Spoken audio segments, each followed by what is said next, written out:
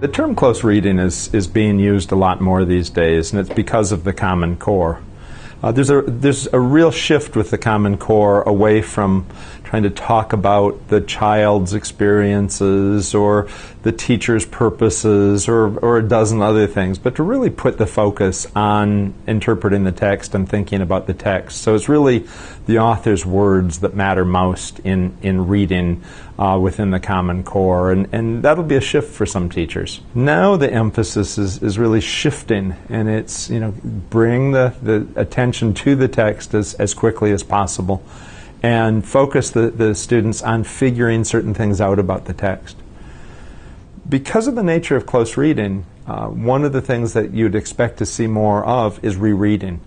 So you might read a text and then read it again to see if you can figure out more information about it.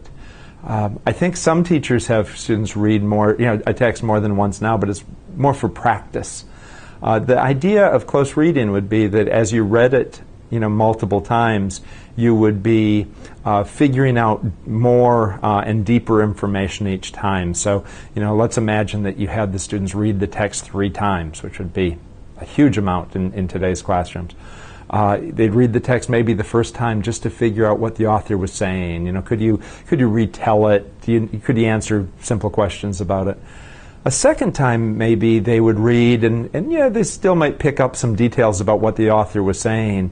But the second time maybe would be a reading to try to figure out how was the text working, how was it organized? Why did the author make certain choices of words?